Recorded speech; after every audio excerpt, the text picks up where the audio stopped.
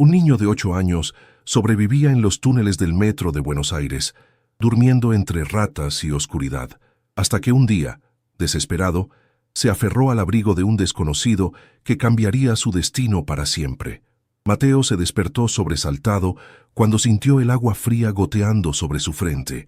Las filtraciones en los túneles del subte de Buenos Aires empeoraban con cada tormenta. A sus 8 años, ya era un experto en identificar los mejores rincones para resguardarse, aquellos donde la humedad no calaba tanto y donde los guardias de seguridad rara vez patrullaban. Se frotó los ojos y buscó a tientas su mochila desgastada, el único tesoro que conservaba de su vida anterior. Dentro guardaba una muda de ropa, un cepillo de dientes sin pasta y una fotografía arrugada de una mujer sonriente que apenas recordaba. Su madre se había ido hace 3 años, prometiendo volver. Nunca lo hizo. El rugido de su estómago le recordó que llevaba casi un día sin comer. Se levantó, sacudió su pantalón manchado y se puso la camiseta que usaba desde hace semanas. El olor a humedad se había impregnado tanto en su piel que ya ni lo notaba. Hoy será un buen día, se dijo a sí mismo como cada mañana. Era su ritual personal, una forma de darse ánimos antes de subir a la superficie para mendigar algunas monedas o, con suerte, conseguir sobras de comida de algún puesto callejero. La estación Retiro comenzaba a llenarse de gente. Ejecutivos con trajes impecables, estudiantes cargando mochilas, trabajadores con sus uniformes, todos con prisa, todos con un destino.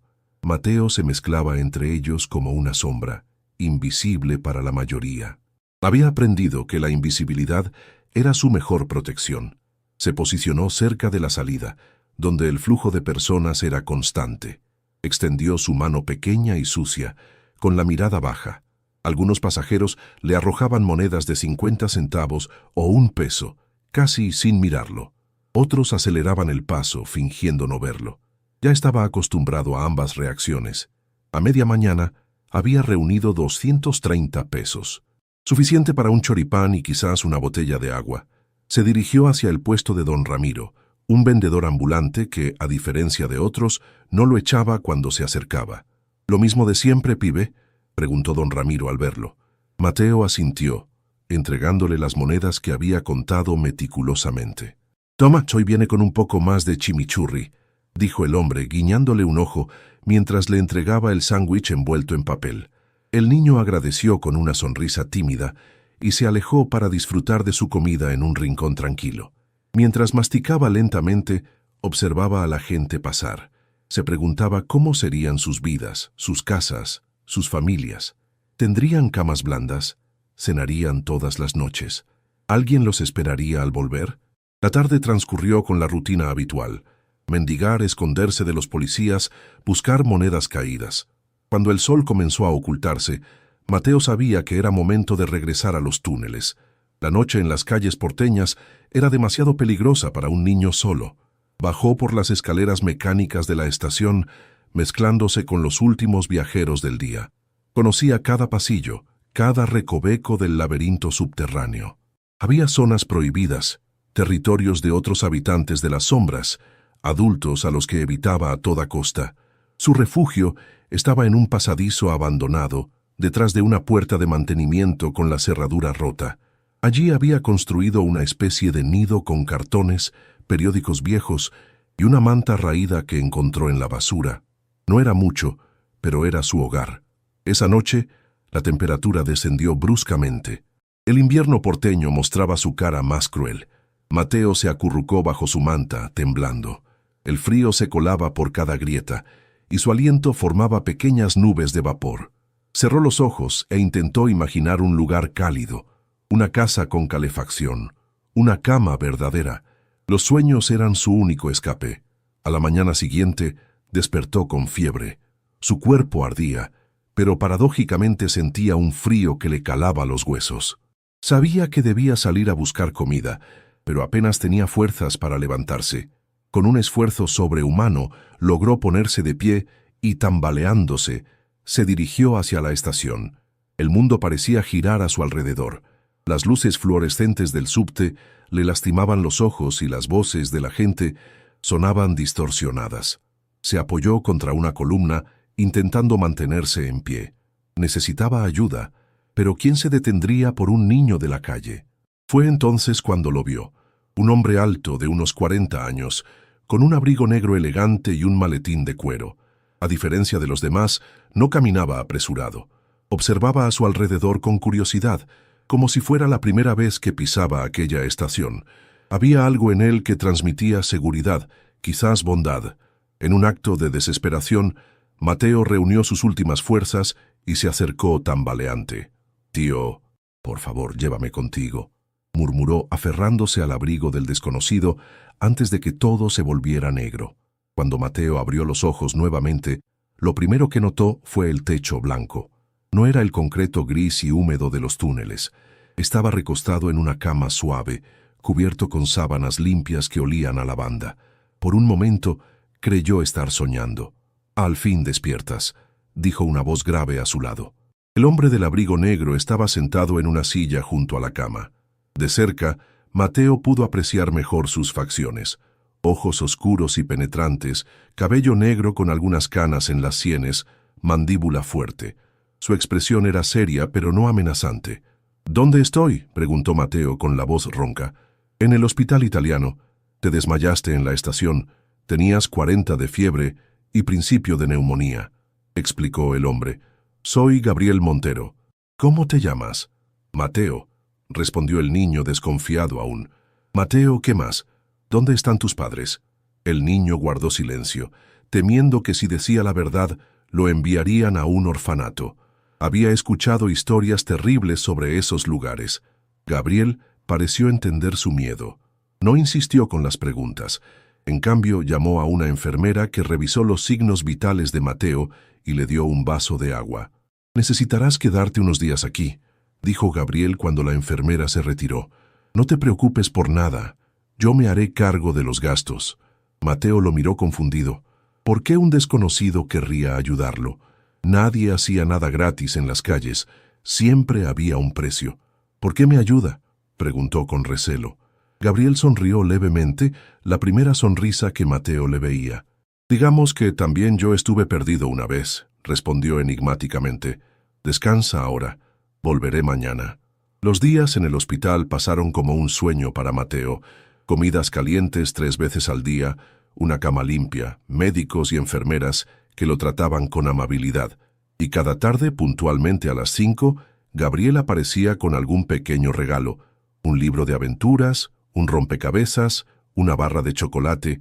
Poco a poco, Mateo comenzó a confiar en él. Le contó sobre su madre que lo abandonó, sobre cómo había aprendido a sobrevivir en los túneles, sobre sus sueños de ir a la escuela algún día. Gabriel escuchaba atentamente, sin juzgar, haciendo preguntas ocasionales pero sin presionarlo. Una semana después, los médicos dieron el alta a Mateo. Fue entonces cuando Gabriel le hizo una propuesta que cambiaría su vida para siempre. «Tengo una casa grande y vacía en Palermo», dijo. «Demasiado espacio para un hombre solo. ¿Te gustaría venir a vivir conmigo? Podrías tener tu propia habitación, ir a la escuela, tener una vida normal». Mateo lo miró con desconfianza. Las cosas buenas no le sucedían a niños como él. ¿Por qué haría eso? Ni siquiera me conoce. Gabriel se sentó en la cama del hospital mirándolo directamente a los ojos. «Porque todos merecemos una segunda oportunidad, Mateo. Yo tuve la mía hace muchos años. Ahora quiero darte la tuya».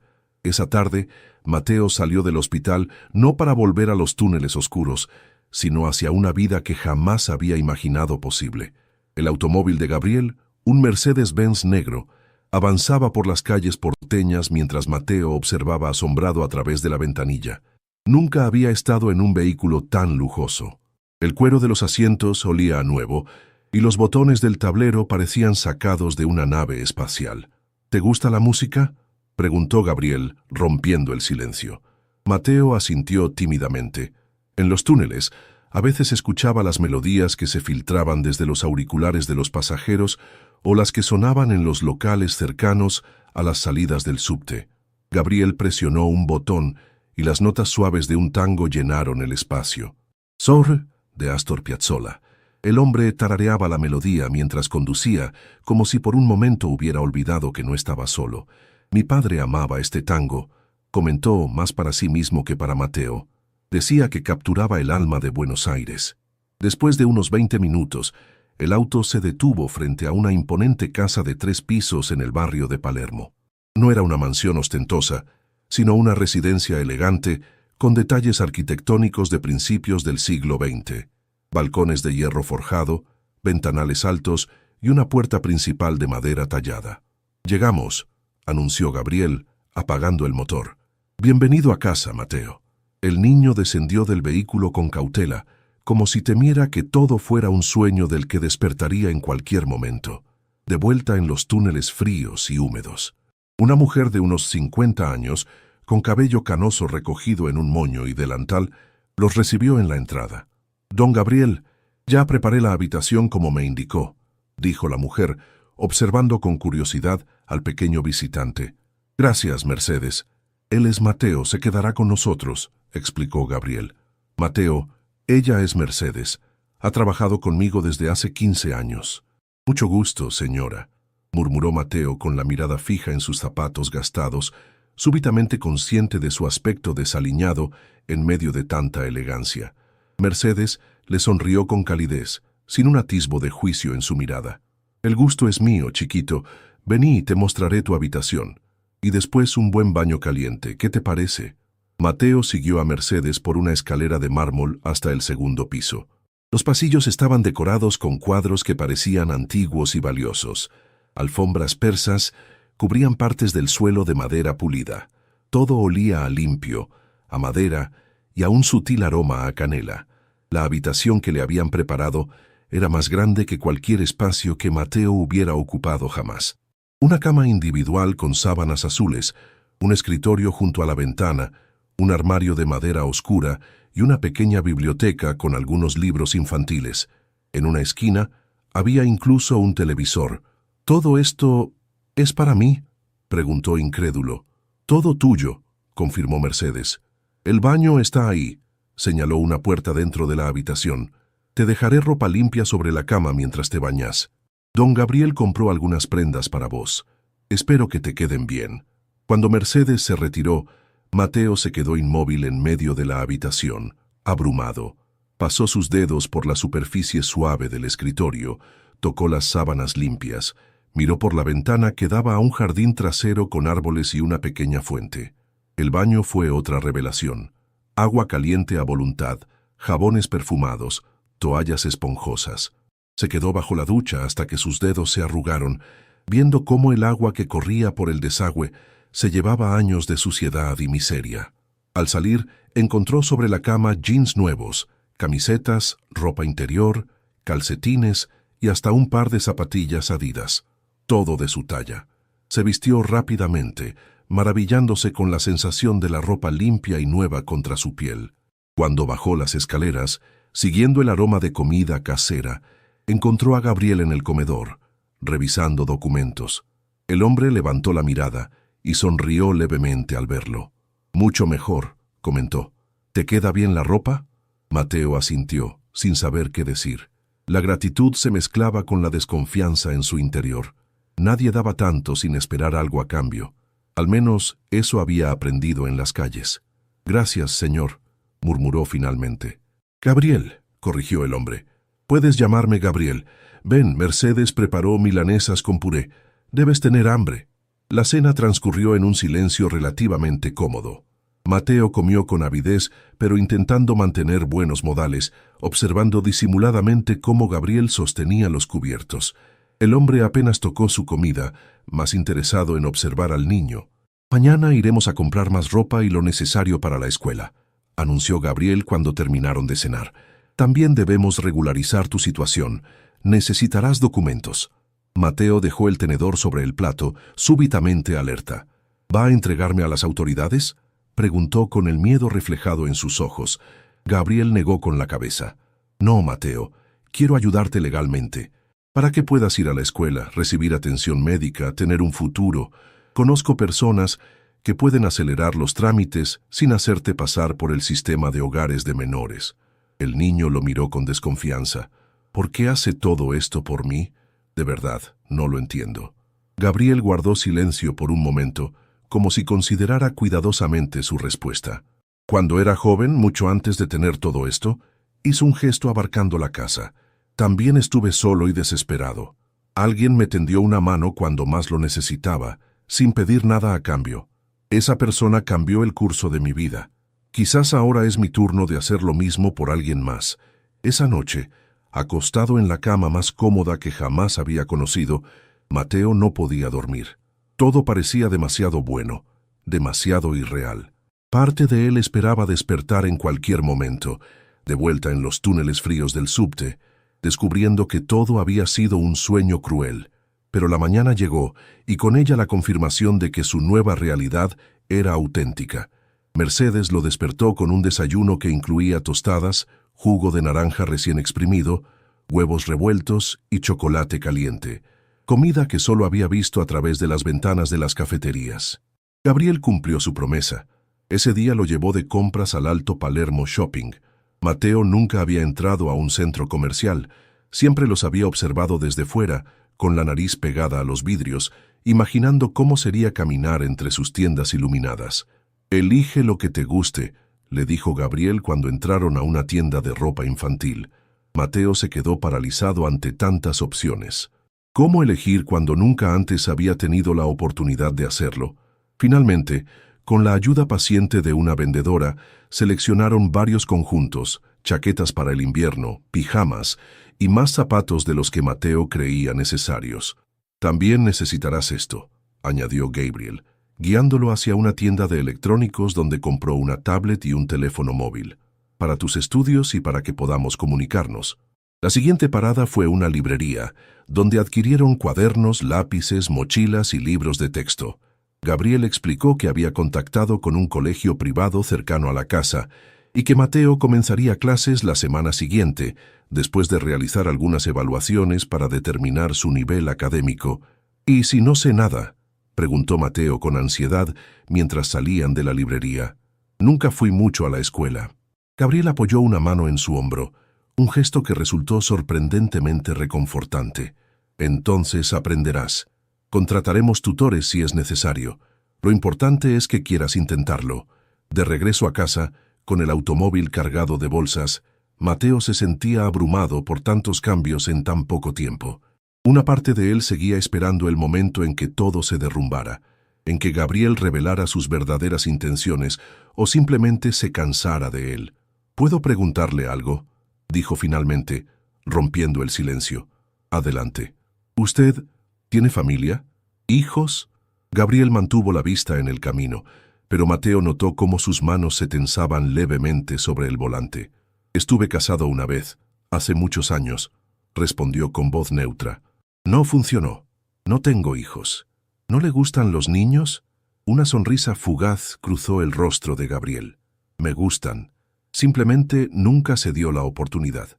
Esa noche, después de cenar, Gabriel llevó a Mateo a su despacho en el primer piso. Era una habitación imponente, con estanterías llenas de libros hasta el techo, un escritorio de caoba y ventanales que daban al jardín. Las paredes estaban decoradas con diplomas y fotografías enmarcadas.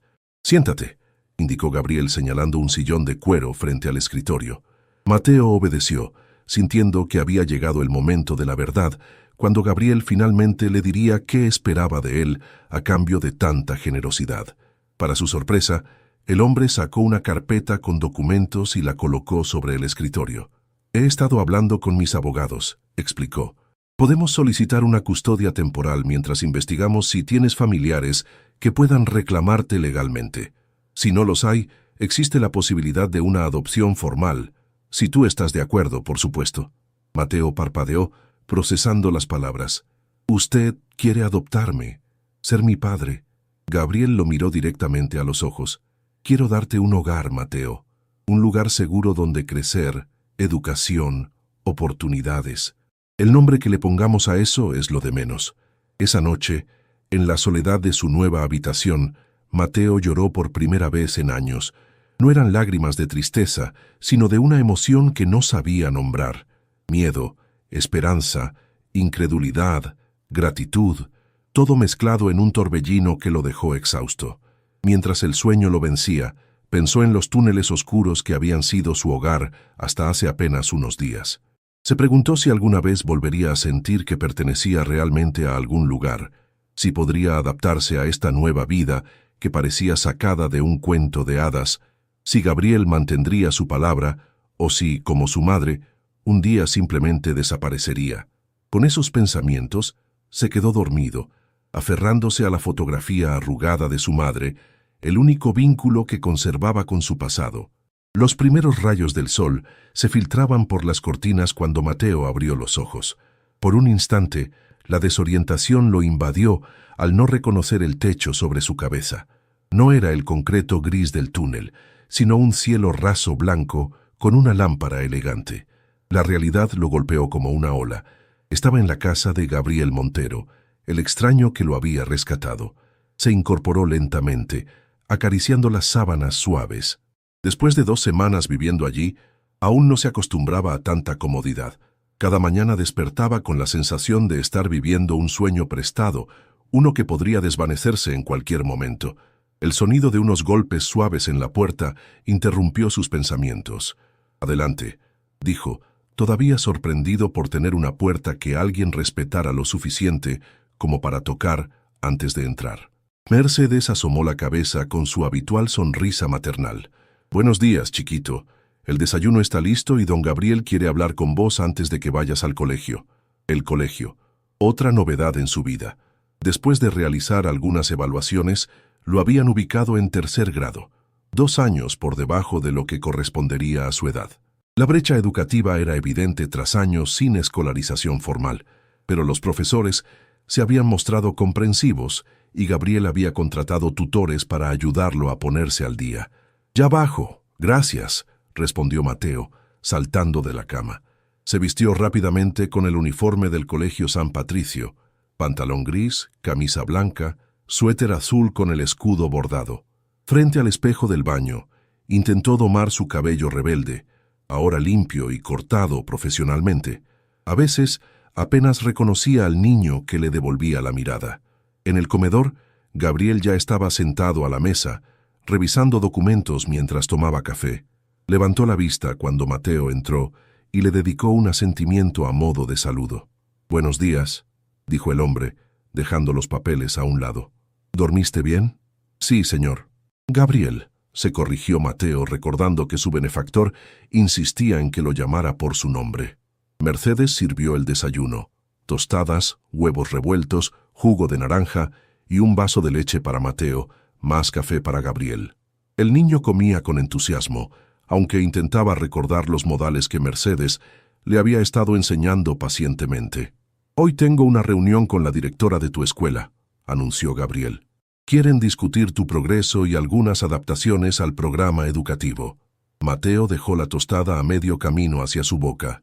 «¿Hice algo malo?», preguntó, con un tono de alarma que revelaba su constante temor a decepcionar y ser abandonado nuevamente.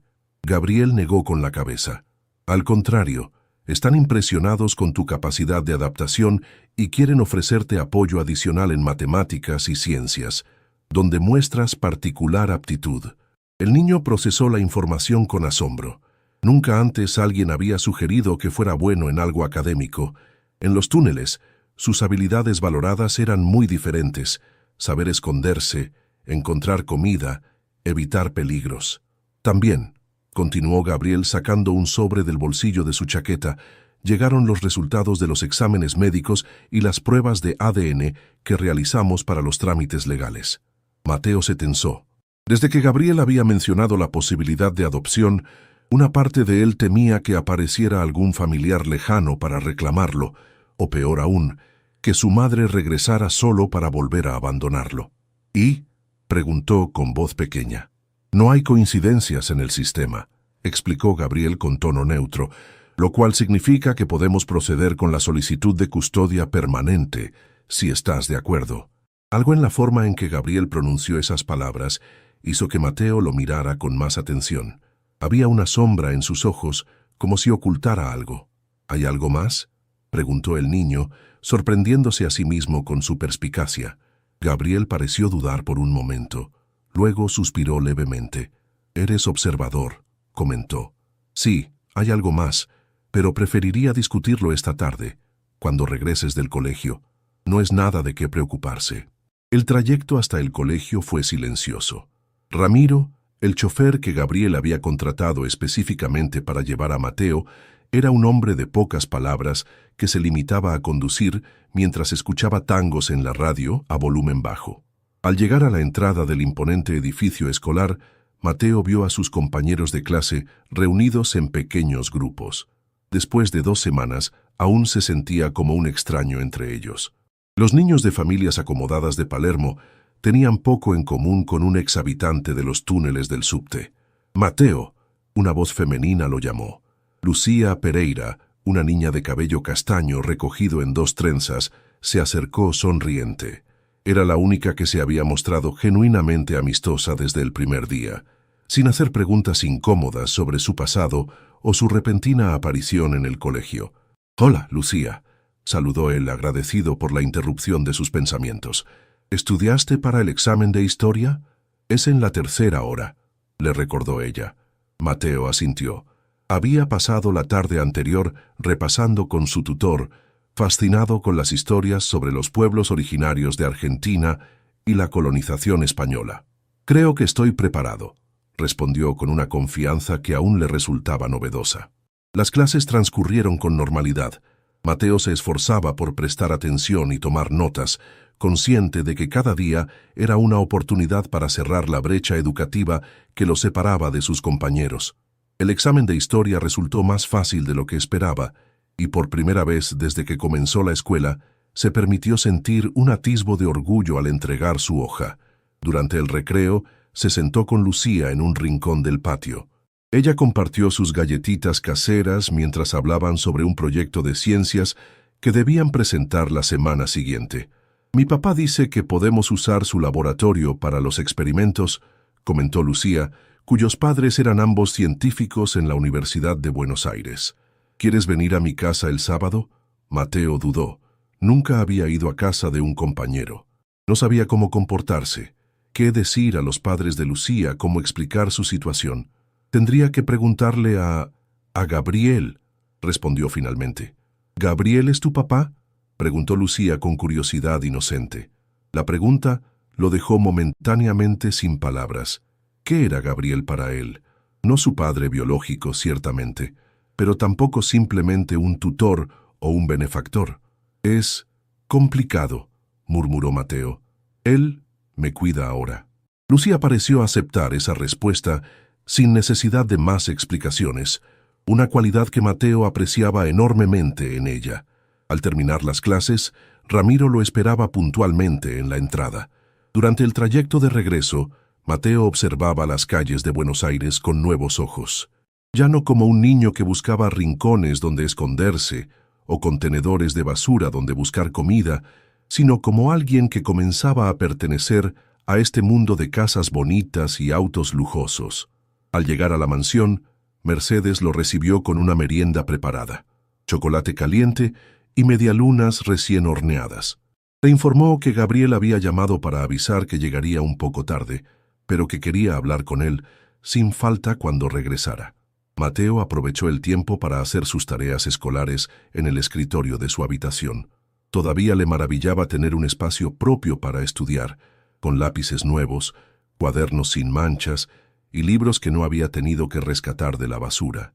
Cerca de las 7 de la tarde, escuchó el sonido del automóvil de Gabriel en la entrada. Unos minutos después, Mercedes tocó a su puerta para avisarle que el señor lo esperaba en su despacho. Con un nudo en el estómago, Mateo bajó las escaleras. A pesar de las 2 semanas de convivencia pacífica, una parte de él seguía esperando que la situación cambiara abruptamente, que Gabriel se cansara de él o revelara alguna intención oculta.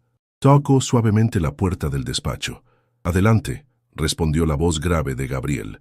El hombre estaba de pie junto a la ventana, contemplando el jardín que comenzaba a oscurecerse con la caída de la tarde. Se giró cuando Mateo entró y le indicó que tomara asiento en uno de los sillones de cuero. «¿Cómo fue tu día?», preguntó Gabriel sentándose frente a él. «Bien», respondió Mateo. «Creo que me fue bien en el examen de historia».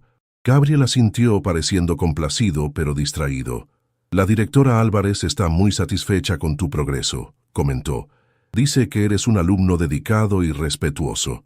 Hubo un momento de silencio. Gabriel parecía estar organizando sus pensamientos, buscando las palabras adecuadas para algo importante. Mateo, esta mañana mencioné que había algo más que debíamos discutir, comenzó finalmente.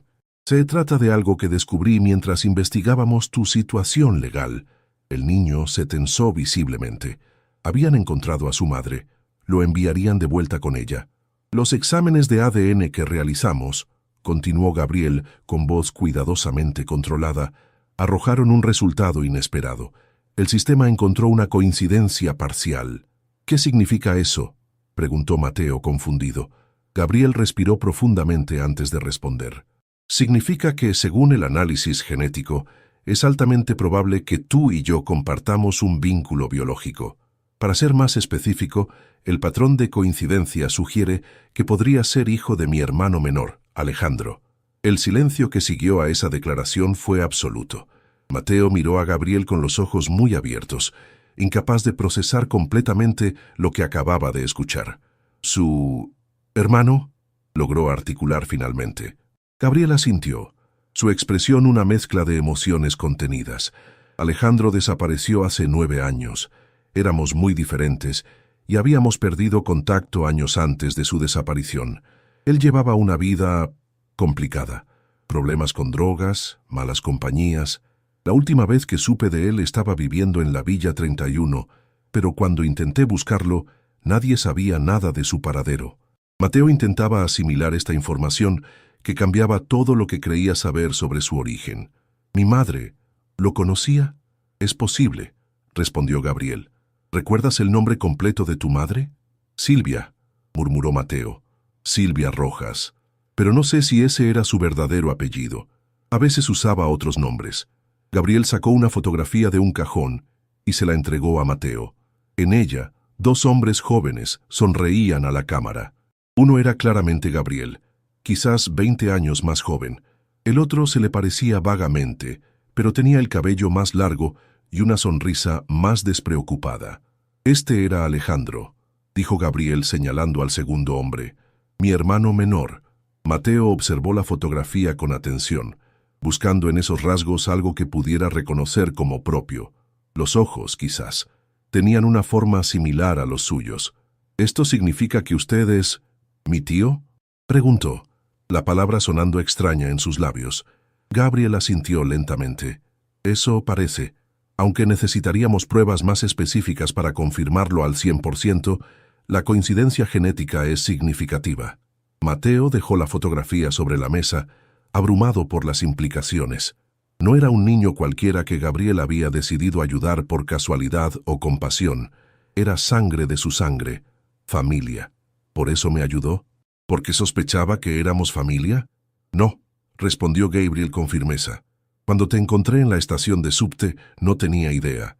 Te ayudé porque necesitabas ayuda, porque vi algo en ti que me recordó. Se detuvo, como si hubiera estado a punto de revelar algo demasiado personal. Te ayudé porque era lo correcto, Mateo. El descubrimiento de nuestro posible parentesco es tan sorprendente para mí como lo es para ti. El niño guardó silencio, procesando todo. Una parte de él se sentía extrañamente aliviada. No era caridad lo que había motivado a Gabriel, sino un vínculo más profundo, aunque ninguno de los dos lo supiera en ese momento. «¿Esto cambia lo de la adopción?», preguntó finalmente con voz pequeña. Gabriel lo miró directamente a los ojos. «Solo si tú quieres que cambie. Legalmente, sería más sencillo establecer una custodia familiar que una adopción completa. Pero en términos prácticos, mi compromiso contigo sigue siendo el mismo: ofrecerte un hogar, educación y todo el apoyo que necesites para construir tu futuro». Mateo asintió, sin saber qué más decir. Su mundo acababa de transformarse nuevamente y necesitaría tiempo para adaptarse a esta nueva realidad. «Hay algo más que debes saber», añadió Gabriel después de un momento. «He contratado investigadores privados para intentar localizar a Alejandro. Si está vivo, tiene derecho a saber que tiene un hijo, y tú tienes derecho a conocer a tu padre.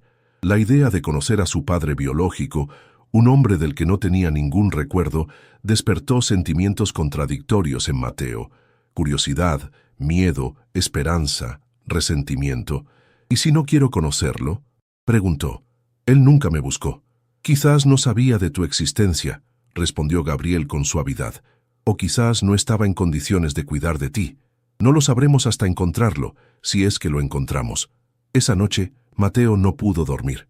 Se quedó mirando el techo de su habitación, repasando mentalmente todo lo que había ocurrido en las últimas semanas.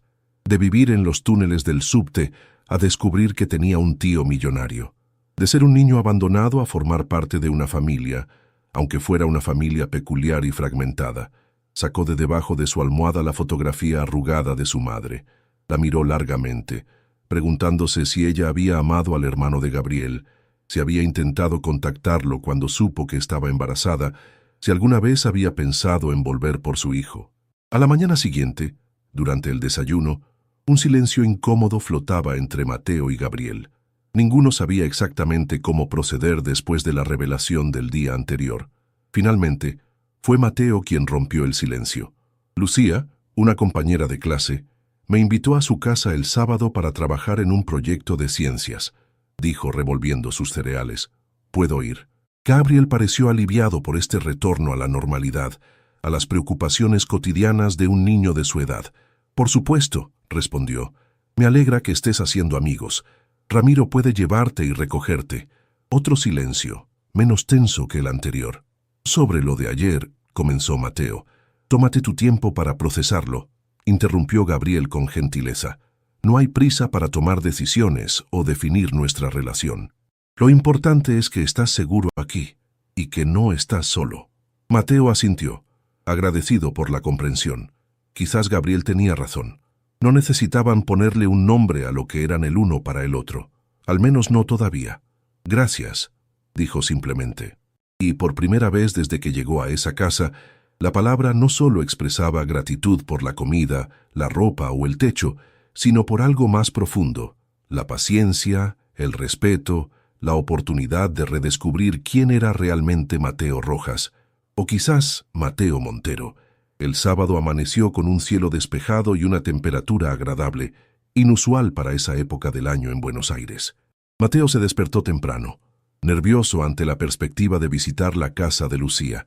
Sería la primera vez que entraba al hogar de otro niño como invitado, no como intruso buscando comida o refugio.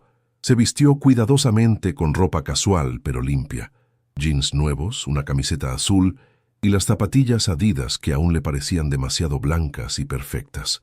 Mercedes le había preparado un pequeño regalo para los padres de Lucía, una caja de alfajores artesanales de un reconocido local de Recoleta. Es de buena educación no llegar con las manos vacías cuando te invitan a una casa, le explicó la mujer mientras le entregaba el paquete elegantemente envuelto. Gabriel apareció en el comedor mientras Mateo desayunaba. Era inusual verlo en casa un sábado por la mañana. Normalmente salía temprano, incluso en fines de semana, para atender asuntos en sus oficinas del microcentro. «Buenos días», saludó sirviéndose una taza de café. «Listo para tu visita». Mateo asintió, aunque su expresión delataba su nerviosismo. «¿Y si no les caigo bien a sus padres?», preguntó en voz baja. Gabriel lo miró con una mezcla de comprensión y firmeza. «Serás cortés, respetuoso y agradecido por la invitación. El resto no depende de ti», respondió pragmáticamente. «Además, si Lucía te aprecia, sus padres probablemente también lo harán». Ramiro los llevó hasta una casa moderna en el barrio de Núñez. No era tan grande como la mansión de Gabriel, pero tenía un aire acogedor con su fachada de ladrillos a la vista y macetas con flores coloridas en las ventanas. «Vendré a buscarte a las 6», le recordó Gabriel desde el asiento trasero. «Llámame si necesitas algo antes». Mateo asintió, apretando nerviosamente la caja de alfajores. Bajó del auto y caminó hasta la puerta. Antes de que pudiera tocar el timbre, la puerta se abrió y apareció Lucía sonriente. «¿Viniste?», exclamó con evidente alegría. «Pasa, mis papás están ansiosos por conocerte». El interior de la casa era cálido y desordenado de una manera agradable. Libros apilados en mesas laterales, fotografías familiares en las paredes, juguetes científicos mezclados con adornos convencionales. Olía a café recién hecho y a algo dulce horneándose. Los padres de Lucía resultaron ser tan acogedores como su hogar. Elena, una mujer de cabello corto y anteojos de montura roja, era profesora de bioquímica. Ricardo, alto y con barba entrecana, trabajaba en investigación genética. Ambos recibieron a Mateo con genuino interés, sin las miradas de lástima o curiosidad morbosa que había notado en otros adultos cuando se enteraban de su historia. «Lucía nos ha hablado mucho de ti», comentó Elena mientras servía limonada en la cocina. «Dice que eres excelente en matemáticas». Mateo se sonrojó levemente. Todavía no estaba acostumbrado a recibir cumplidos. «Me gustan los números», respondió simplemente. «Tienen sentido». Ricardo sonrió, asintiendo como si entendiera perfectamente. «A mí también me gustaban a tu edad. Terminé estudiando estadística aplicada a la genética». La mañana transcurrió de manera sorprendentemente agradable. Ricardo los llevó a su pequeño laboratorio casero en el sótano, donde les mostró experimentos sencillos pero fascinantes sobre ADN y herencia genética.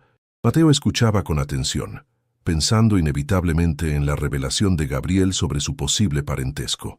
«El ADN es como un libro de instrucciones», explicaba Ricardo mientras les mostraba un modelo tridimensional de la doble hélice. «Cada persona tiene su propio libro, pero comparte muchas páginas con sus familiares». «¿Cuántas páginas compartimos con nuestros tíos?», preguntó Mateo, intentando que la pregunta sonara casual. Ricardo lo miró con interés. «Aproximadamente un 25% de tu información genética es idéntica a la de tus tíos biológicos. Es la mitad de lo que compartes con tus padres». Mateo asintió, procesando la información. Un cuarto de él era igual a Gabriel. La ciencia confirmaba lo que las pruebas habían sugerido. Eran familia. Después del almuerzo, una deliciosa pasta casera preparada por Elena, los niños trabajaron en su proyecto de ciencias en la mesa del comedor. Debían crear un modelo del sistema solar que mostrara las órbitas y las proporciones relativas de los planetas. «Mi papá dice que podemos usar su impresora 3D para hacer los planetas», comentó Lucía mientras dibujaban los planos preliminares. Mateo estaba concentrado calculando las escalas cuando notó que Ricardo lo observaba desde la puerta con una expresión peculiar. «¿Sucede algo, señor?», preguntó súbitamente incómodo. Ricardo pareció salir de sus pensamientos. «Disculpa, es que…», dudó un momento. «Tu apellido es Montero, ¿verdad?». En realidad, Mateo no sabía qué responder. Legalmente seguía siendo Mateo Rojas, pero pronto podría cambiar a Montero si la custodia de Gabriel se formalizaba. «Es el sobrino de Gabriel Montero», intervino Lucía con naturalidad. «Vive con él ahora». Ricardo asintió lentamente, como si confirmara una sospecha.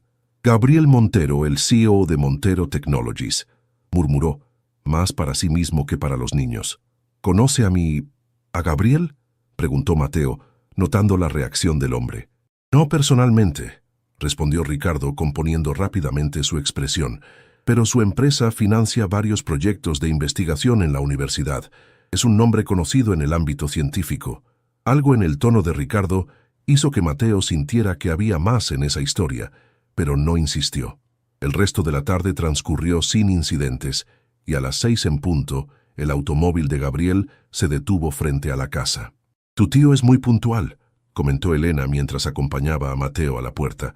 «Gracias por invitarme», dijo el niño con sinceridad. «La pasé muy bien». «Vuelve cuando quieras», respondió Elena con calidez. «Eres bienvenido en esta casa». En el automóvil, Gabriel parecía preocupado, más tenso de lo habitual. «¿Todo bien?», preguntó Mateo mientras se alejaban. «Sí», respondió Gabriel, aunque su tono sugería lo contrario. «¿Cómo estuvo tu día?». Mateo le contó sobre el laboratorio casero, el proyecto del sistema solar y la amabilidad de los padres de Lucía. Mencionó que Ricardo parecía conocer el nombre de Gabriel, pero no el extraño momento que había percibido. Al llegar a casa, Mercedes les informó que la cena estaría lista en media hora. Gabriel se dirigió directamente a su despacho, murmurando algo sobre revisar unos correos urgentes. Mateo subió a su habitación para lavarse y cambiarse de ropa. Mientras se cambiaba, notó que la puerta del despacho de Gabriel estaba entreabierta. No era su intención espiar, pero al pasar, escuchó fragmentos de una conversación telefónica que captaron su atención. «No puede ser coincidencia», decía Gabriel con voz tensa. Ricardo Pereira trabajaba en ese laboratorio en esa época. Sí, el mismo proyecto. No, el niño no sabe nada, y preferiría que siguiera así por ahora. Mateo se alejó silenciosamente, con el corazón acelerado. ¿De qué proyecto hablaban? ¿Qué era lo que él no sabía? ¿Y por qué el padre de Lucía parecía ser importante en esa historia? Durante la cena, Gabriel estuvo inusualmente callado. Respondía con monosílabos a los comentarios de Mateo sobre su día y parecía perdido en sus pensamientos.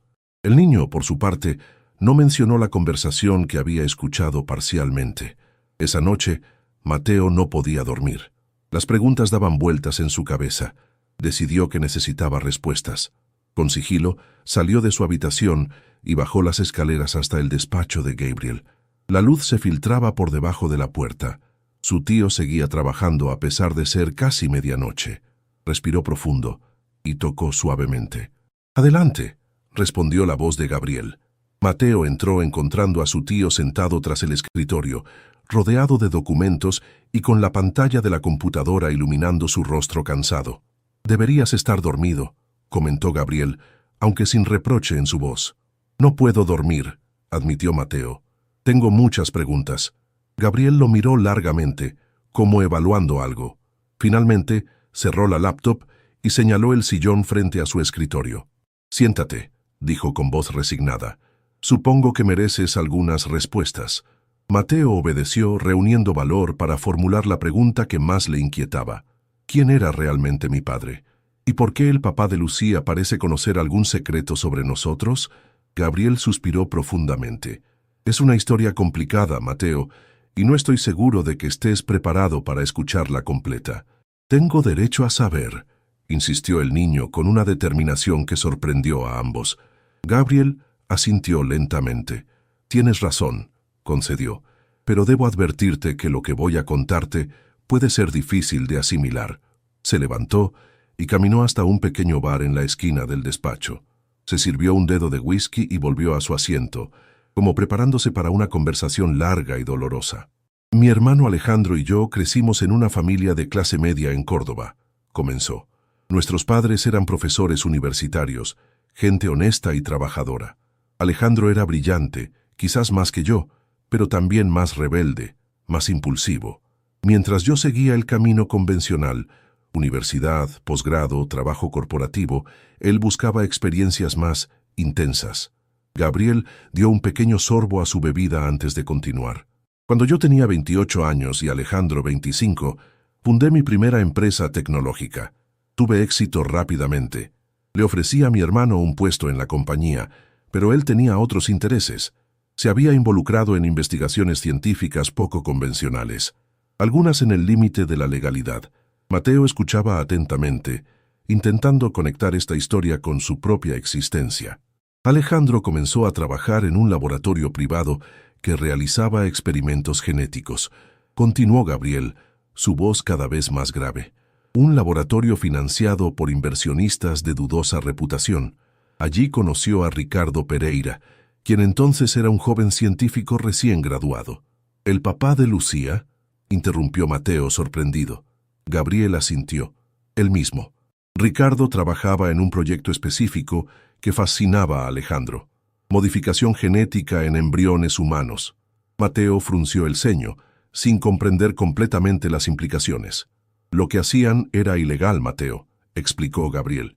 «Experimentaban con formas de alterar el ADN humano antes del nacimiento, buscando eliminar enfermedades hereditarias, pero también mejorar ciertos rasgos.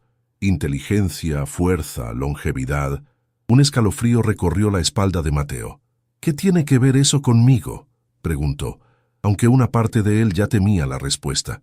Gabriel lo miró directamente a los ojos. Alejandro no solo trabajaba en ese laboratorio, también fue voluntario en algunos experimentos. Donó material genético para crear embriones modificados. El silencio que siguió fue absoluto. Mateo sentía como si el aire se hubiera vuelto denso, difícil de respirar. «¿Está diciendo que yo...?» No pudo terminar la frase. «No lo sé con certeza», respondió Gabriel con honestidad, «pero los resultados de tu ADN muestran patrones inusuales que coinciden con lo que sabemos de ese proyecto. Y el hecho de que Ricardo Pereira reaccionara al escuchar mi apellido aumenta mis sospechas. Mateo intentaba procesar esta información que cambiaba todo lo que creía saber sobre sí mismo. Pero tengo una madre, argumentó. La recuerdo, tengo su fotografía. Y probablemente sea tu madre biológica, asintió Gabriel. El proyecto utilizaba madres sustitutas para gestar los embriones, mujeres vulnerables, generalmente de escasos recursos, a quienes pagaban por llevar el embarazo a término. Algunas decidieron quedarse con los bebés después del nacimiento, contra los deseos de los financistas del proyecto. ¿Está diciendo que mi madre me robó?, preguntó Mateo, su voz apenas un susurro. Te salvó, corrigió Gabriel con firmeza.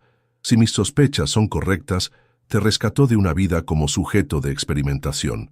Mateo se quedó en silencio, intentando reconciliar esta nueva narrativa con los fragmentos de recuerdos que tenía de su madre. Una mujer joven, a veces cariñosa, a veces ausente, luchando por sobrevivir en los márgenes de la sociedad. ¿Por eso me ayudó?, preguntó finalmente. ¿Porque sospechaba que yo era parte de ese experimento? Gabriel negó con la cabeza. Te ayudé porque necesitabas ayuda, respondió con sinceridad. Las sospechas sobre tu origen surgieron después, cuando vi los resultados de las pruebas de ADN. Pero sí, ahora siento una responsabilidad adicional. Si mi hermano contribuyó a tu creación, aunque fuera de esta manera tan poco convencional, eso te hace parte de mi familia. ¿Qué pasó con el laboratorio? ¿Con el proyecto? Fue clausurado hace 7 años tras una investigación federal, explicó Gabriel. Varios científicos fueron arrestados, pero muchos documentos desaparecieron y con ellos la evidencia de cuántos niños como tú podrían existir. Ricardo Pereira cooperó con las autoridades y evitó la cárcel. Rehizo su vida, aparentemente dedicado ahora a la investigación legítima. Mateo intentaba asimilar todo lo que acababa de escuchar. No era solo el sobrino de Gabriel, era el producto de un experimento científico ilegal. Su existencia misma era el resultado de una manipulación genética. ¿Soy normal?, preguntó con voz quebrada. Gabriel se levantó y, en un gesto inusual para él, rodeó el escritorio para arrodillarse frente a Mateo, poniendo sus manos sobre los hombros del niño. «Eres perfectamente humano, Mateo», dijo con firmeza. «Independientemente de cómo fuiste concebido, eres un niño inteligente, valiente y compasivo.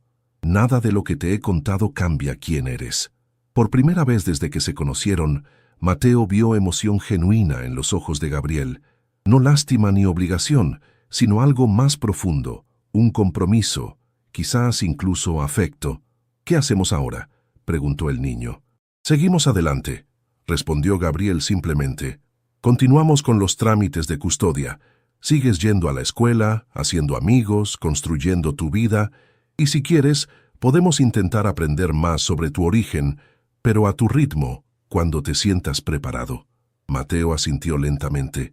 Era demasiada información para procesar en una noche, pero extrañamente no se sentía tan abrumado como habría esperado. Quizás porque, a pesar de las revelaciones sobre su origen, por primera vez en su vida sentía que tenía un lugar al que pertenecer y alguien que realmente se preocupaba por él. «Gracias por decirme la verdad», dijo finalmente. Gabriel se permitió una pequeña sonrisa. «Siempre te diré la verdad, Mateo. Puede que no sea fácil de escuchar a veces, pero es lo mínimo que mereces». Esa noche, mientras intentaba conciliar el sueño, Mateo reflexionó sobre los giros inesperados que había dado su vida en tan poco tiempo. De niño de los túneles, a sobrino de un empresario millonario, de huérfano abandonado a posible experimento genético.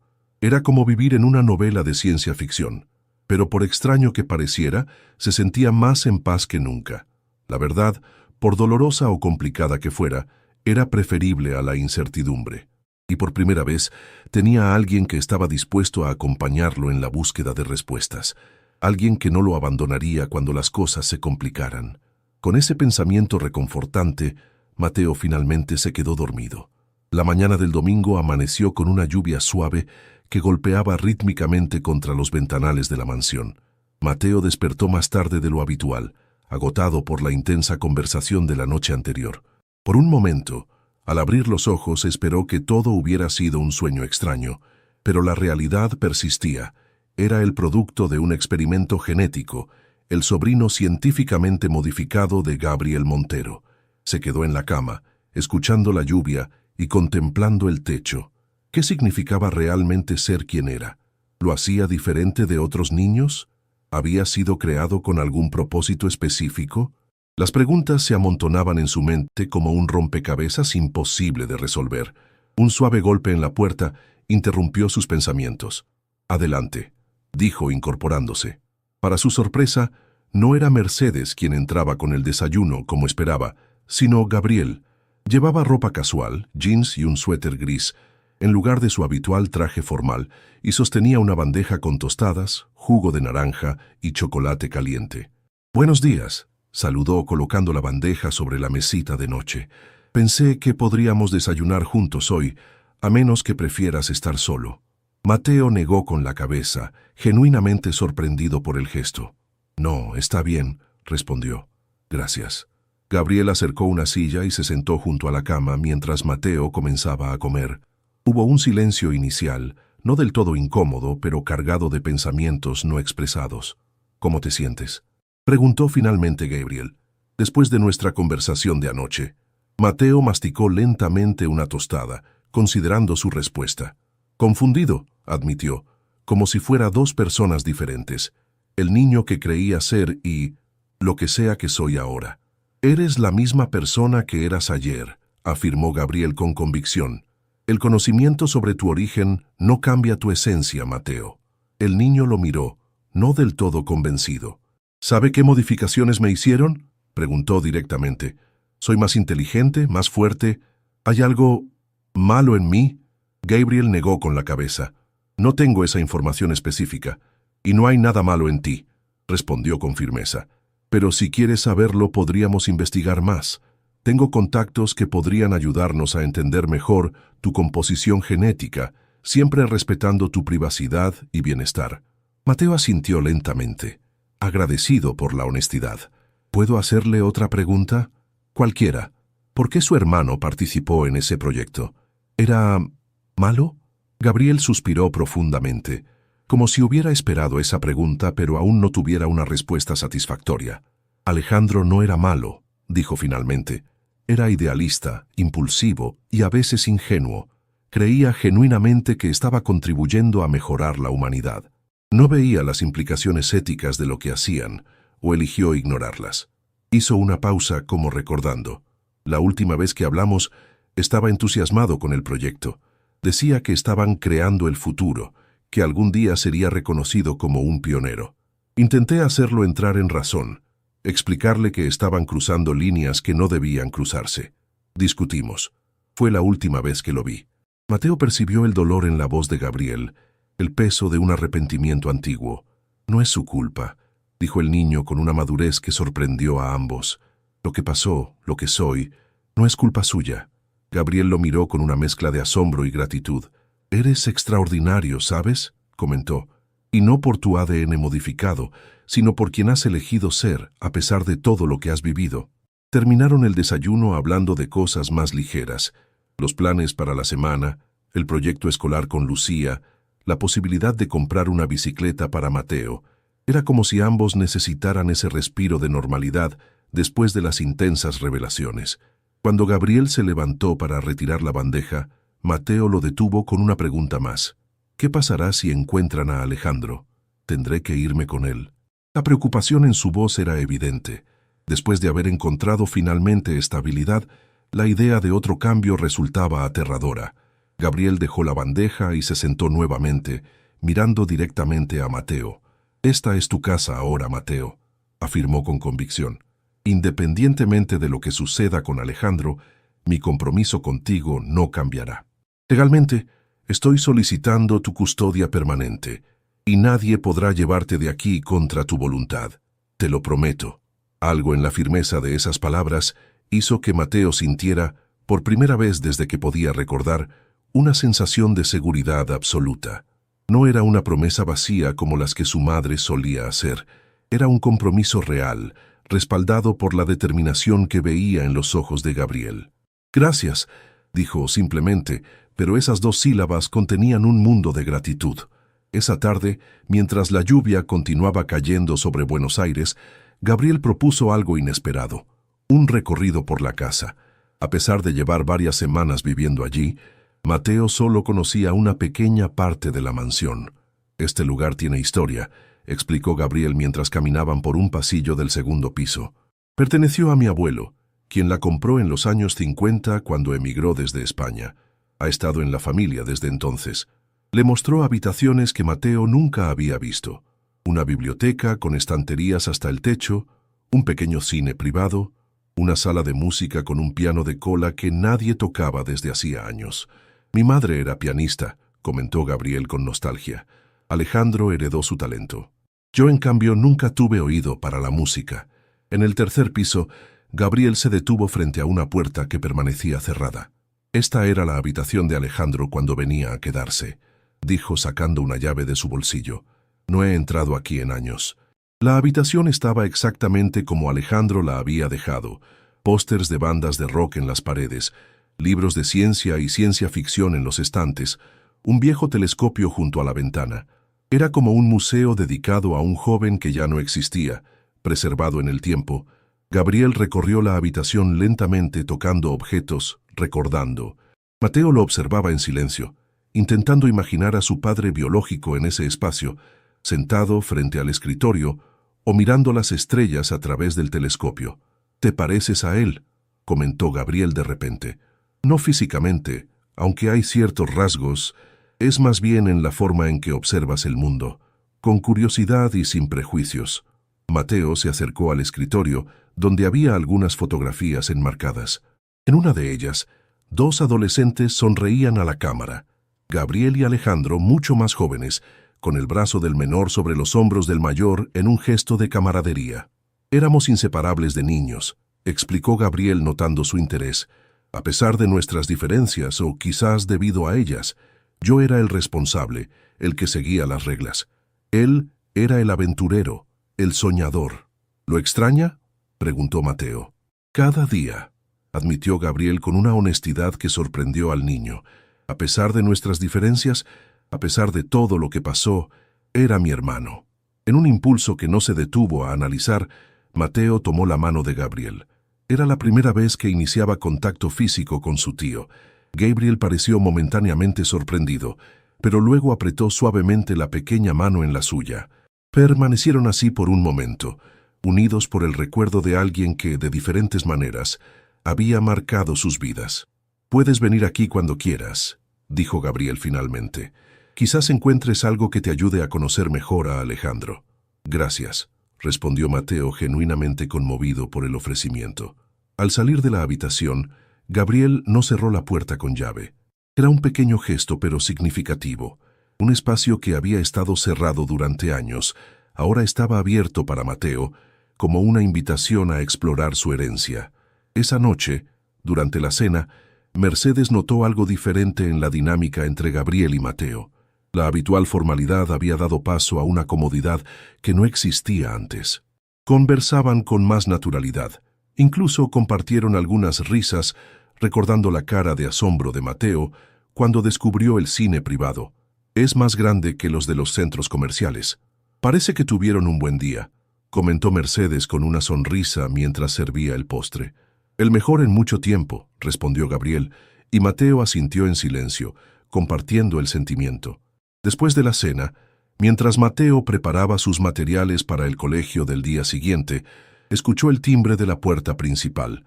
Normalmente, no prestaba atención a las visitas de Gabriel, que solían ser asociados de negocios o, en ocasiones, abogados para discutir su situación legal.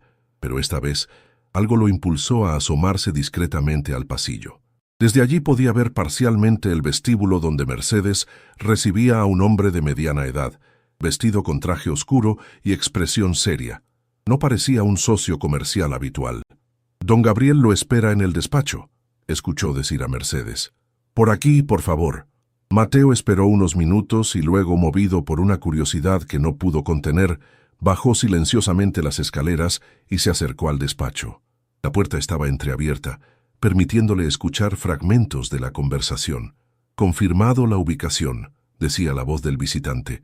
«Está en Mendoza, usando otro nombre. No ha sido fácil dar con él. ¿Estás completamente seguro? La voz de Gabriel sonaba tensa. No podemos permitirnos errores en esto. Positivo. Tenemos fotografías recientes y coincidencia de huellas dactilares. Es Alejandro, sin duda. Mateo contuvo la respiración. Estaban hablando de su padre biológico. Lo habían encontrado. ¿Cuál es su situación actual?, preguntó Gabriel. Trabaja como profesor de ciencias en un colegio secundario rural. Vive modestamente. Está limpio, por lo que pudimos averiguar. Nada de drogas o actividades ilegales en los últimos años. Hubo un silencio prolongado antes de que Gabriel hablara nuevamente. ¿Sabe sobre el niño? No hay indicios de que conozca la existencia de Mateo, respondió el visitante. Pero si fue parte de ese proyecto, debe saber que existía la posibilidad. Otro silencio. Mateo podía imaginar a Gabriel considerando cuidadosamente sus opciones. «Prepara todo para un viaje a Mendoza», dijo finalmente. «Pero no hagas contacto aún. Necesito hablar con Mateo primero. Esto lo afecta directamente a él». «Como diga, señor». «¿Algo más?»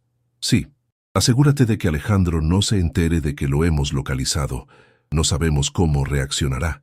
Mateo escuchó pasos acercándose a la puerta y rápidamente se retiró, subiendo las escaleras tan silenciosamente como había bajado. Su corazón latía aceleradamente. Su padre estaba vivo. Estaba en Mendoza. Era profesor. En la seguridad de su habitación, intentó procesar esta nueva información. ¿Qué significaba para él? ¿Quería conocer a Alejandro? ¿Y si su padre lo rechazaba al saber que era producto de un experimento? O peor aún, si quería reclamarlo solo por eso mismo. Los golpes en su puerta interrumpieron sus pensamientos. «Adelante», dijo, intentando que su voz sonara normal. Gabriel entró, su expresión seria pero tranquila. «Tenemos que hablar, Mateo», dijo sentándose en el borde de la cama. «Es sobre Alejandro».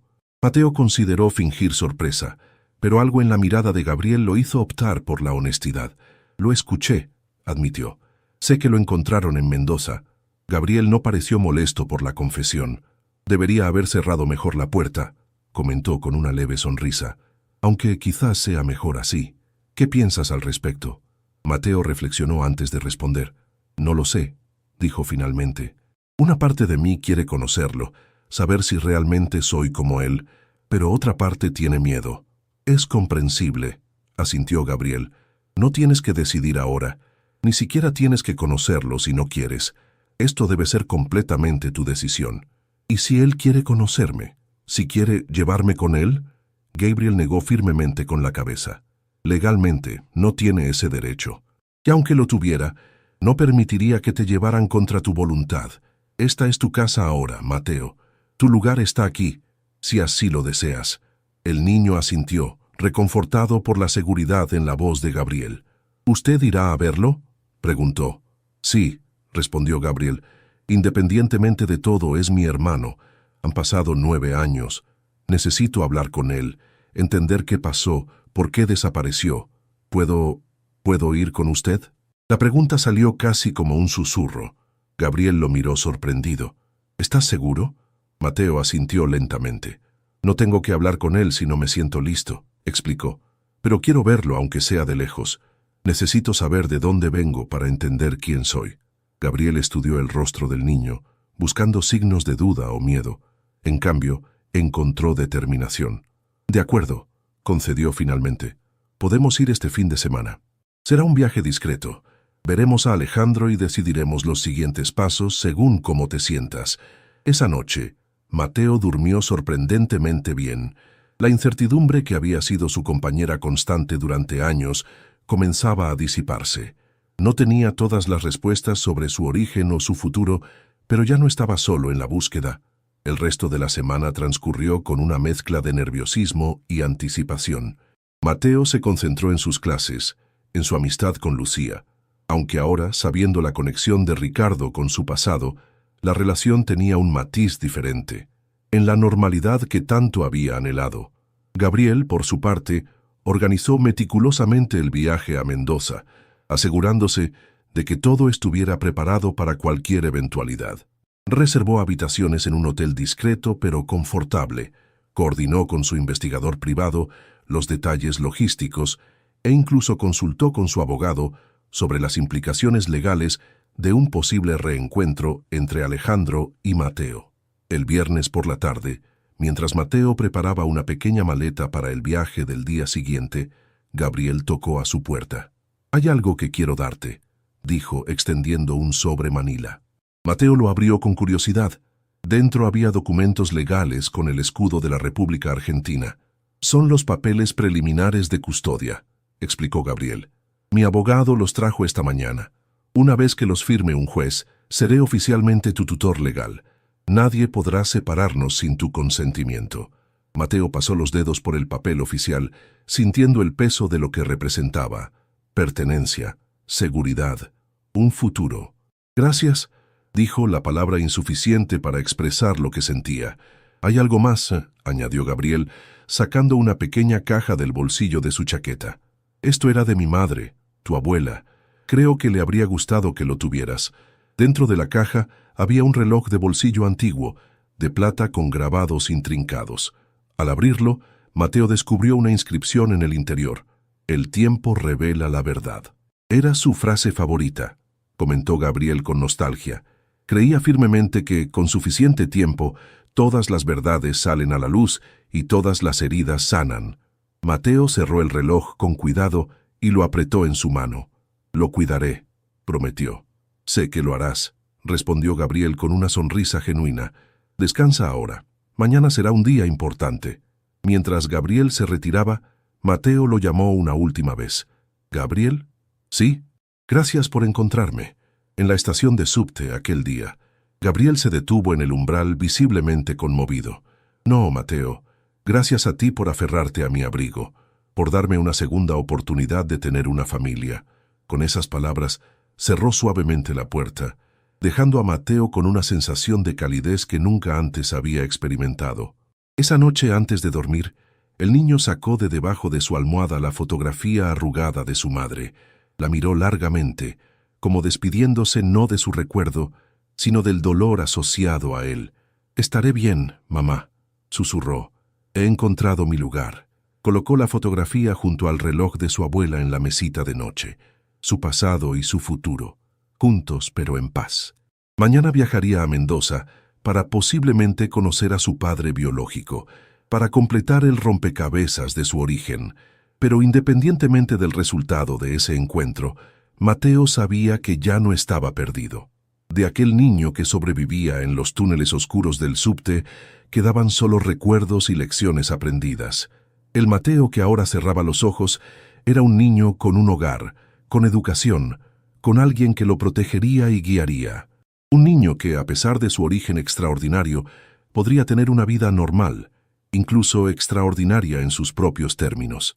Con ese pensamiento reconfortante, se quedó dormido, listo para enfrentar lo que el destino le deparara en Mendoza, sabiendo que ya no lo enfrentaría solo.